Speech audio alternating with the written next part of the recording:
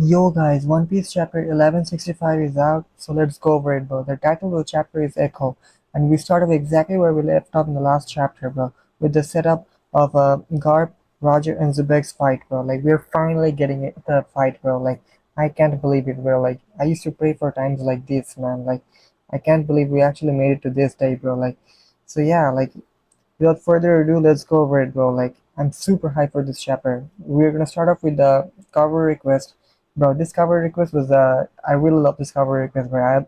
It's Beppo sleeping with using Zeus as a pillow, and we also see Law also sleeping with Beppo, bro. Like, I miss my boy Law, man. Like my goat Law, I miss him so much, bro. Like we see Law sleeping, and Beppo is also sleeping. And they're using Zeus as a pillar, you know. So yeah, maybe this is already hinting that Law will be coming into the story pretty soon, bro. Like, yeah, man, we need Law back in the story, bro. Like, where is he, bro? Like, last time we saw him, he was drowning in the ocean after the fight with Blackbeard, and Beppo was running away with him and trying to help him escape, you know. So yeah, it's great to see Law back in some form in the story, you know. So anyway, guys, let's go over the chapter, bro. I can't wait anymore. It's insane, bro. Like, the chapter starts up exactly where we left in the last chapter, where Xebec and Garp, like, Roger, Garp, and Xebec are having it's the beginning of their fight, you know, and we see Xebec like charging towards them, and Xebec is Garp and Roger are still hearing Xebec's like plea of like to please end him, you know, like Xebec is still crying, bro. Like, this is like sad to see, bro. Like, Xebec is telling Garp and Roger to like using the voice vault thing, most probably to end him. You know, like he doesn't want to do this, but he's being forced to it because of Emus Dome Reversi. And Garp is asking Roger if he can hear that too, and Roger says yeah. So it seems like yeah, this might be like uh, the first time like Roger has experienced the voice of all things, you know, because he seemed very surprised, but Garp was used to it, you know. So yeah, it could be like Roger's first time of like experiencing the voice of all things. And anyways, we see like Zubek like using his sword to swing at Roger and Garp, and he's still like crying, bro. Like, this is like hard to see, bro. Like, so and Roger like also gets ready to swing his sword to counter Zubek's attack, and both of their swords like clash, bro. Like, it's insane this panel, and there's like hockey is like going haywire from their clash, you know. And Roger like blocks Zebek's attack using his sword, and it's insane, bro. We can also see the Conqueror's Haki trail from both of their sword.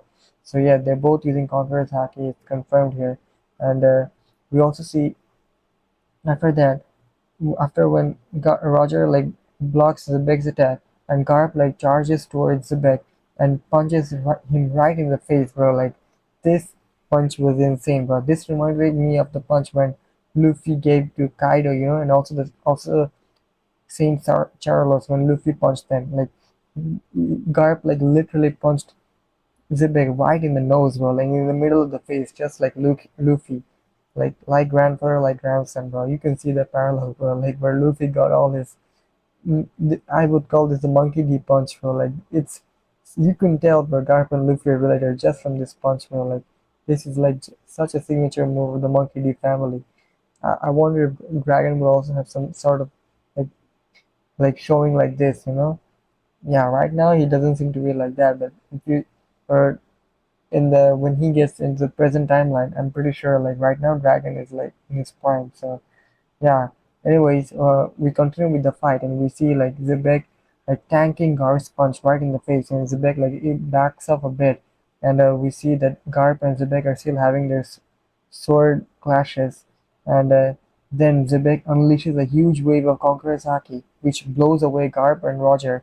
Like, they both like hit the mountains in God Valley and crash into mountains from Zebek's Conqueror's Haki blast. You know, it worked. Like, this blast seems like a barrier, like Zebek and which Roger and Garp couldn't like penetrate, and they get blown off into the mountains, and it's insane, bro. Like, and we see that it split the sky in half, so it's insane, bro. Like, Zebek like split that sky in half just from that Conqueror's Haki by himself, bro. Like, but we got to remind. we have to remember that this is also like Emu amped Zebek. Like the Emu is like Tommy reversed him, so maybe this is maybe Emu. This is like because of Emu's powers as well, you know. But still, it's a great feat, bro. Like it's we can see the sky split, and we see the Marines like reacting to it, like what's going on, and everyone's like in shock, like why is the sky splitting? Like it's crazy. We also see uh, Silver Axe and the other rock spires, like they're running away from the island, trying to escape with all their treasures. And Shiki announces that this is the end of the rock spires. So yeah, this is basically the end of the rock spires, and we see everyone like going off their own separate ways with the treasures they got from God Valley. We and we have to remember that these treasures, each one of them were cost 1 billion, bro. Like so, yeah, like they made a lot of each one of them. Like they had no plan to share with anyone, and they just went off in their own ways. And yeah, so this is where the end of the rock spires started. The beginning of the end of the rock spires, and we see Silver saying, "Let's steal a ship and get off this island." And they say that they are no longer like gonna take part with rocks, and this is the end. And we see the Marines like asking Garp like, when is Garp going to return to the ship? Like they're waiting for the Garp, the Marine ship from the Marines. And Garp tells him that to get on board and take all the survivor and leave the island as soon as possible. And we also see that Roger Price like they're using a dented Mushi to ask Roger like what's going on over there, like when are you gonna come back? So they're worried about Roger, and Roger says that to get underway, the instant release group is aboard. Wait for me at the sea. So yeah, it's great to see the Roger Pirates and the Marines like they're worried about their respectively Garp and Roger. So the Garp and Roger tells them to like get away from the island and they will join them later. So it's great to see like Roger is more worried about his crew, you know, like they're Roger and Garp are mostly fighting Xebec to like protect their own crew and the Navy and the Marines, you know. So we then see an insane panel of Garp and Roger like locking in to fight Xebec, and they say that they will make it back for sure using the Dendenmushi. They're telling this to the respective crew and the Marine soldiers, you know. And then we see, bro, this is insane. This is so hype, bro. Like this, both of them we see like Roger and Garp locking in. They threw off their cloak. Garp like throws off his Marine cloak, and Roger throws off his Captain cloak, and they're like locking in to fight Zebek. And this showdown is insane. The face off, bro. Like you can feel the aura from this panel, bro. Like Oda is like clearly emphasizing the fact that these three were the legends in during the these three were the top they were the top three during God Valley. Like and we see Roger and Garp like talking. Like Garp tells Roger that he came to God Valley to capture both Rocks and Roger, but things just went crazy, and now they have to like face Azubek like this. And Roger tells Garp that, well, all I wanted was to save Shaki and grab some treasure and bail out. And then Roger like proposes Garp to like, do you want to form a temporary truce? And Garp tells him that, can't say I'm thrilled with that idea, but you can't just leave him be, eh? So yeah, like Garp and Roger like decide to team up to fight Zebek, and then we see that Zebek like suddenly speed bleeds both Garp and Roger and tries to like pierce Garp with his sword, but Garp manages to dodge Zebek's attack and goes over him. And we also see that Roger also made it like escape the attack and made it zip behind Zebek. And Roger uses a sword attack and using a slash, he sends Zebek crashing into a mountain. And like Garp, this choreography in this panel is insane, right? You can only like appreciate the greatness when you actually see this panel, bro. Like this is so hype, bro. When like Roger like uses his sword attack to like smash Zebek into the mountain, like Zebek's face is like inside the mountain in the rubbles, and Garp like pulls up behind Zebek and like he grabs Zebek's leg and trying to trip him, you know. And they're still like Zebek, Roger and Garp are still like talking to themselves like this form, this curse, like how can they help Zebek like help Zebek from this curse, you know? and we see Roger and Garp still like us telling Zebek to like wake up, like what's happening, bro? What happened to you, man? Like they don't want to fight Zebek, bro. Like they're being forced to fight Zebek because Zebek is going out of control and he's like about to like off everyone, like that's why Roger and Garp are being forced to fight. And we then see like Garp like grabs Zebek's leg and throws him off to the other side of the another mountain, and Zebek crashes into the rubbles. And it's, bro, this is so peak, bro, the choreography. Like I want to see the people who say that Oda can't draw fights anymore, bro. This is so like insane to watch, bro. Like you can clearly see the movements, bro. Like they were us saying clash pace, bro. Like I'm happy that Oda like actually delivered with this fight, bro. Like this is just a round one, bro. Like we will see more of this fight, bro. This chapter is basically more fight between Roger and Garp mostly, and we see bits and pieces of everyone here and there, and we also see our crazy reveal, bro. And we're gonna get to it soon, but anyways, we cut from the fight and we see that the Roger pirates are running away from the scene, and they're going to the ship so that they can sail away and escape. And we see Rayleigh and Shaki, like Rayleigh is still running away with Shaki, and Rayleigh is hoping that Roger like hurries up and stops fighting. And we see that Roger is at like we see that Roger won't stop fighting till he's sure we have escaped. So yeah, Roger is fighting to only protect his crew, bro. Like hats off to my goat, bro. Like and Rayleigh is also worried about Roger. Like, how long will he take? What will happen to Roger, bro? Like, he's in a crazy fight right now. And the Roger Pirates are like sensing this strange hockey, like something is terrible is going on there. And we also see that Gaban is running away, and Gloriosa like shows up behind Gaban and asks him like to tag along. Like no, Gloriosa like wants to like go with the Roger Pirates, like and go up, get off the island. And Gaban is like shocked, like Gloriosa, what are you doing here, Gloriosa? What's up with you, man? Like, and Gloriosa, I wonder what will happen with Gloriosa now. Like this is really interesting. Like, will Gloriosa like travel with the Roger Pirates? Like, really, really, Gloriosa was not there during the Autumn flashback with the Roger Pirates, so this uh this is really interesting. Like, maybe Gloriosa sails with the Roger Pirates for a few years. Like until the Odin flashback. The Odin flashback happens like 28 years ago, and this is like 38 years ago. So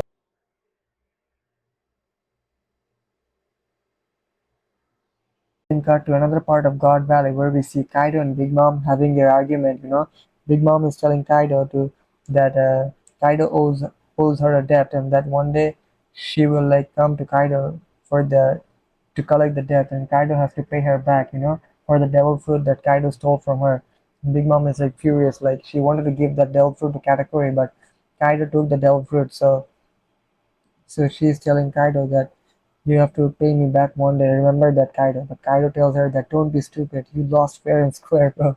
This is funny. Like their beef, bro. Like Oda, Oda is like showing us like where this actually started, where the beef actually started between Kaido and Big Mom. And Oda, and Kaido tells her that don't be stupid. You lost fair and square, Lin Lin. Now watch. I'm gonna start a crew where brutality is the only law. And then we see that Struzan is asking Big Mom to like, Lillian, what are you doing? We have to go load up the treasure. So yeah, Struzan and Big Mom like they are like partners. So Struzan like is asking Big Mom to like get over with Kaido and quickly, and like they have to like escape the island ASAP. Like, and they have got all the treasure they need, and so now they need to escape. And then we then see cut away to the fight battle with back to Roger and Garp and Xebec, and we see Xebec like cooking both Roger and Garp, and Roger is getting smashed to places, and Garp is also getting smashed into places by Xebec. Bro, this is insane, bro. Like this panel is crazy, bro. Like Garp and Roger are getting folded by Xebec, bro. Like unreal. And we again then cut away to the scene where Whitebeard is, and we see that Whitebeard is like he's like surprised, and he has a question mark and surprised, like what is going on. But we then, and behind him on top of a mountain we see someone is looking down on Whitebeard, and he calls out to him and says that, hey Newgate, I bet you broke that mountain. huh? And Whitebeard asks us, "Who are you?" And that guy says that looks like your crew is also breaking up. And bro, like you won't believe who this guy is, bro. Like just as we predicted, bro. Like remember the scene? I think it was in chapter 1162 when Silver Axe was getting kicked by someone who looked very similar to Marco, and we were wondering whether that was Marco or not.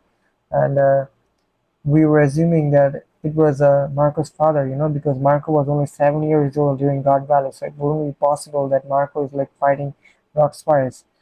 And yeah, man, you won't believe, bro. Like, indeed, bro, that guy was Marco's father, and this is the same guy, bro. Like, his name is Polo Graham, and he looks exactly like Marco, bro. He's the captain of the Polo Pirates, and he says that he's a big fan of Whitebeard, and he's asking Whitebeard if he wants to join forces now that the Rock Spirits are like falling apart. So, and Whitebeard tells him that pass off, don't get in my way. So I'm curious what Whitebeard is gonna do. But I was hoping Whitebeard is gonna join up with Garp, Roger, and Xebec and join the battle. But he seems like really like shocked, like what happened. Like I hope Whitebeard gets into that battle soon, bro. Like, but by the end of this chapter, it seems like Oda is done with God Valley. But we'll see with that. But it seems like we see that Whitebeard and that guy is like going their own ways, and Whitebeard and Polo Graham are going their way. Maybe they're gonna join up and create the Whitebeard Pirates. But we'll see, bro. I hope Whitebeard joins the fight with Zedek because he seems the most loyal out of all the Rock Pirates, towards Zedek. And yeah, bro. About Polo Graham, bro. Like this is insane. Marco Polo, bro. Like Oda really brought back the Oda is really referring to Marco Polo the Explorer. Like this is hype, bro. Like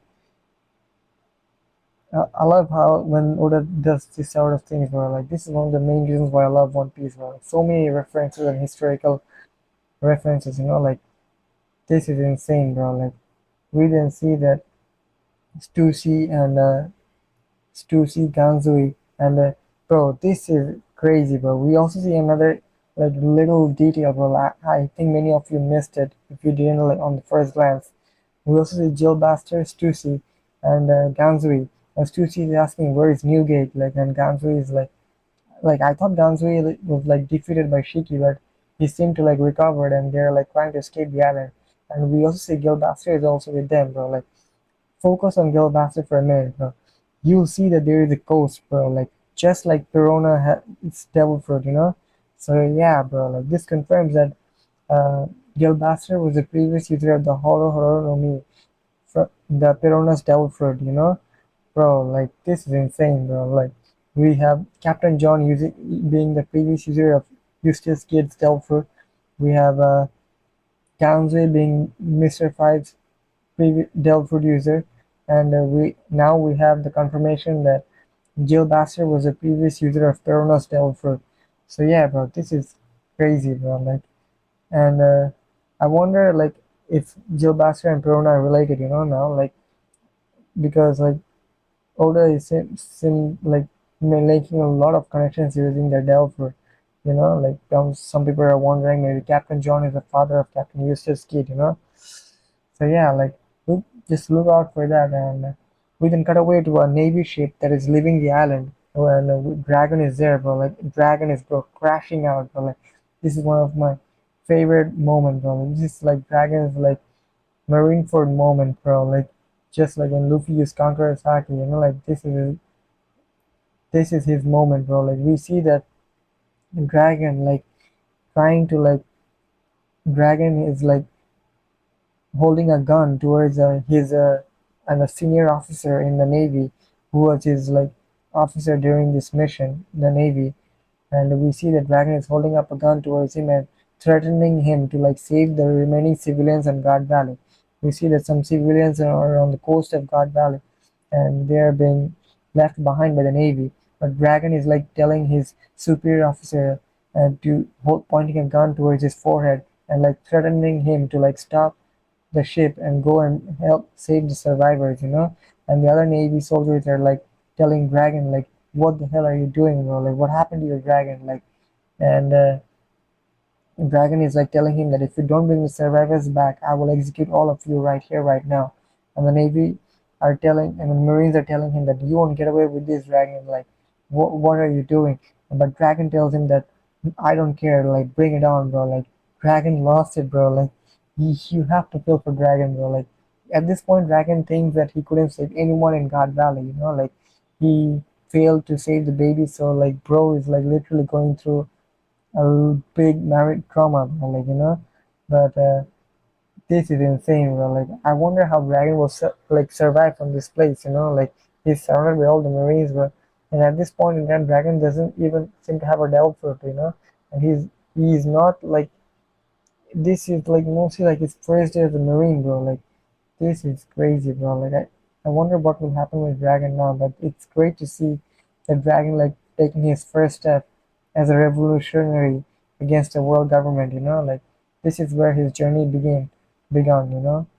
And it's great to see this like step from Dragon, and we then see that we then cut away to Rayleigh and Gabon, and they're like they have like everyone in the Roger pirates have like boarded the ship, but Rayleigh and Gabon are leaving the ship and going back into the island for Roger.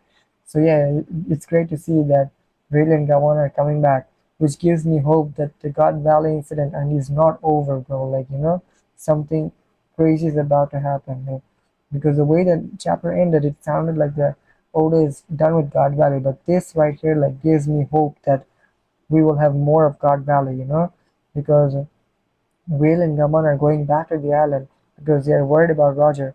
And bro, like this is the difference between the Roger Pirates and the Rock Spires. You see, the Rock Spires they're all like leaving God Valley, bro. Like the thing I didn't like about was how Big Mom, Kaido, and Whitebeard they just went their own ways. Like they didn't even care about Rocks. Like what happened to him. Like, in the beginning, they were worried a bit. Like Big Mom was worried about what happened to your Rocks, but in the in the like the main way, the main core way, like the Roger Pirates and the Rock Spires, there is a difference in how they respected their captain. But yeah, man, like it's great to see that Roger, Rayleigh, and Gabon like going back to the island to like go and look for Roger, and we then see that another world government ship like going away from the island, and we see that Saint Saturn is on the ship as well, and Saint Saturn has like circular, rounded like renegade emu eyes, like which is telling me that which is showing that Emu is like possessing Saturn at this point, and Emu is like giving command that that island never existed. Is that clear? And yeah, so God Valley like it didn't get destroyed like the way we thought. Like God Valley is still there. It seems like, and we see the narrator like kicking in, and he says that narrator says that the records kept by G11 and CP6 concerning the top secret level 7 special mission on God Valley are sparse. The names of the participants of the human hunt were purged. Little is recorded regarding the site of the incident in God Valley. Information regarding the island's whereabouts, size, and population were also purged. The number of casualties remains unknown to this day. So this is insane, bro. Like we then see that the other half of the mountain is falling off in God Valley. And in the last chapter, we saw that one of the mountains, there are two like distinctive mountains in God Valley. And in the last chapter, during the fight between Whitebeard and Rocks, one of the mountain got destroyed. And here we see the other mountain like falling as well. Oh, like this is crazy, bro. And we see that because of the clash between this happens because of the clash between Roger, Rocks, and Garp, and we see crazy amount of hockey black lightning coming off from the center of the island, and it's going all it's going haywire. All the hockey from the clash between Garp, Roger, and Xebec. And we then see that Roger and Garp having a brief like discussion about like, did you know Roger asks Garp like, did you know the government had ties to that black monster? Seems like an affront to justice. And Garp says that I agree with you there, but Roger then invites Garp to like join the Roger Pirates if he decides to leave the Marines now. But Garp tells Roger that hell no, if I could quit, who would protect the Marines? So yeah, we finally get the reason why like Garp like still stayed with the Marines after the God Valley incident. it was mostly because he wanted to protect the Marines, like he maybe he was thinking that what if the Black Spider again showed up and started like attacking the Marines one day. Maybe that's why like Garp like stayed with the Marines, but it still doesn't justify like why he couldn't take a more direct approach like Dragon and join the Revolutionary Army. But yeah, this like gives you a reason like why some people were think saying that maybe Garp memory got erased by emo or something like that, but no, but Garp actually like decided to stay in the Marines on his own choice, and because he wanted to protect the other Marines. So yeah, you can see the moral like reasons of both Roger and Garp. Like this is great to see the why Garp like actually saved the Marines.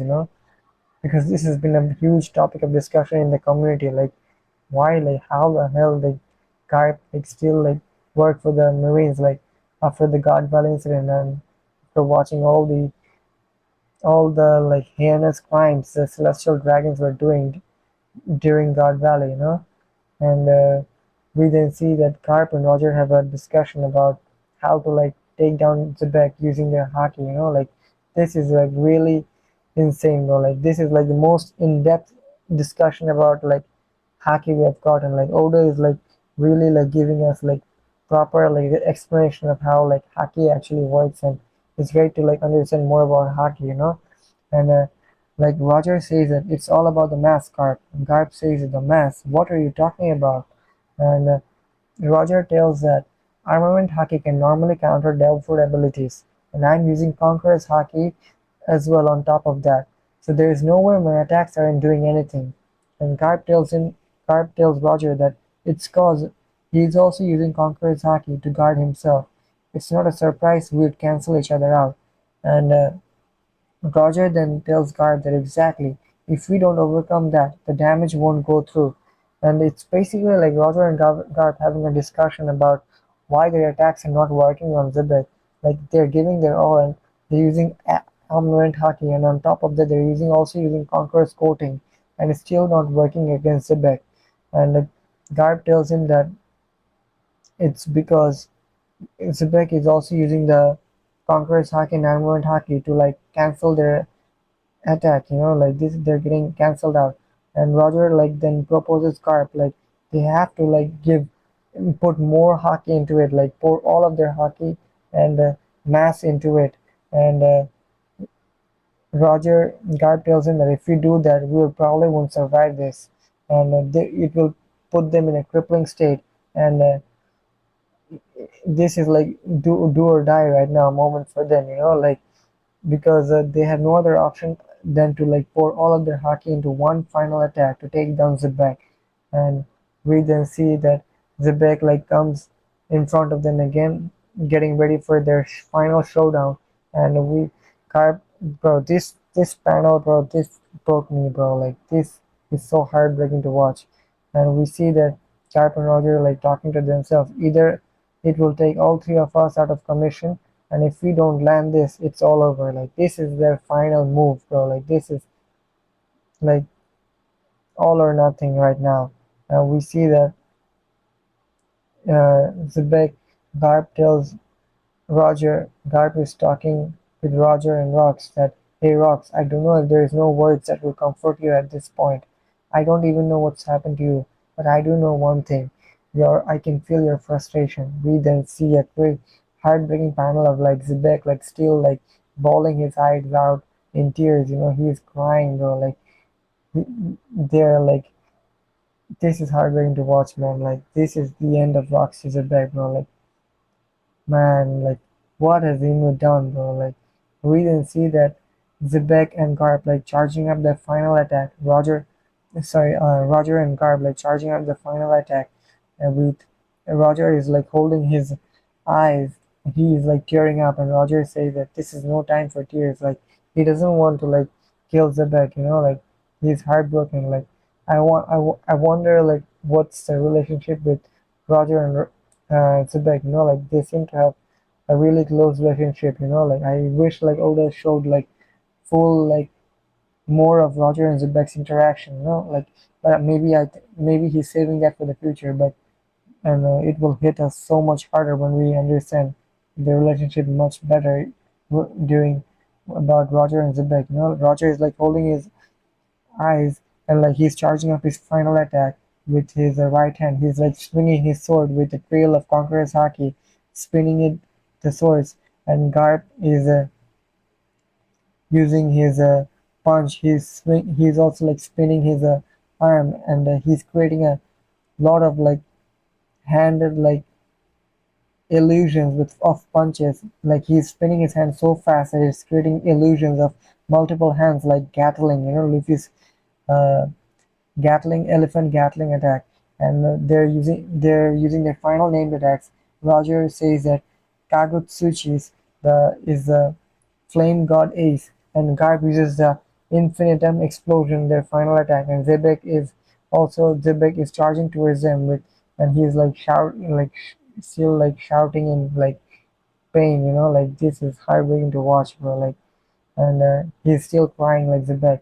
And Roger and Garp land their final attack, Flame God Ace, an infinitum explosion, bro, and it destroys Zebek, bro. Like Zebek, Roger's Roger and Garp, like Roger uses multiple slash attacks on Zebek, and Garp like punches through with multiple Gatling attacks. You know, like this is insane. This panel, bro. Like this is probably one of the most strongest attack in One Piece we'll ever see, bro. Like, and yeah, we see the Xebec like going backwards from the impact of their attack, and we see that Xebec is blown into pieces. Now, I wonder if it's the end of Xebec or not, bro. Like this panel, it seems like, bro, like Xebec at this point has the regeneration, immortality, immutax, you know.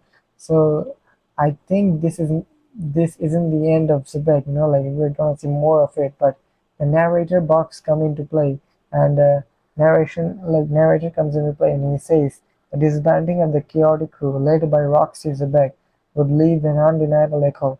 The Rock Spiders destabilized an entire era, and the tremors of their legacy, a legendary incident uncovered. This would continue to shake the world. Bro, like, and that's the end of the chapter. Break next week. Bro, like, this is insane, bro. Like, I wonder if this is the end of Roxy Zebek, you know, like, but, and the solution for, like, bypassing immortality is just, like, using pouring all of your hockey and conquer its hockey attack. You know, like giving it your all, bro. Like this seems a bit weird. I think we're gonna get more explanation of that, and I don't, bro. Like I think Zebek is not done yet, bro. Like we're gonna see more of God Valley in the next chapter, as we saw Gabon and really coming back on the island. And after this attack, Roger and Garp are most probably like they're gonna be down for the count, you know. Maybe really and Gabon are gonna come into play, or maybe also Whitebird is gonna join up, you know. And I wonder if the Holy Knights were like, did Emu leave away with the Holy Knights as well, or the Holy Knights are in God Valley, you know? Like, bro, like let's talk about Garling, bro. Like, what happened to bro? Like, is Garling like over, bro? Like I thought Garling is gonna come into play and like he is gonna be deal the final blow on Zebek, you know, like because I can't see Oda like making Garp and Roger like kill Zebek, you know, and maybe Garling is the one who's gonna land the final blow and end Zebek, you know. We'll have to wait for that, and bro, because there's got to be a reason why Garling was called the champion of God Valley. Bro. Like, it can't be the. And Oda also said in an SBS that there's a reason why Garling is strong. So yeah, man, I might be coping, but I really do hope that Garling comes into play. And bro, like, anyway, this is like still heartbreaking to see, bro. Like, this is the end of Roxy's Zebek. Like the Rock Spice, they're basically done, bro. Like, and now the question remains like whether Zebek is alive or not, you know. And we'll have to see for the next chapter for that. But bro, like, yeah, man, like Oda cooked with this chapter, bro. The fight choreography, the story-based like narration, the storytelling, bro, top notch, man. Like I loved every bit of this chapter, and yeah, like and Marco's father, Marco Polo, and Perona Silverfoot, the previous user of Perona Silverfoot was Jill Bastard, bro. Like, it was hype, bro. Like, this chapter, one of the best chapters of the God Valley so far. And yeah, thank you for watching the videos, and I'll see you in the next one. Peace out.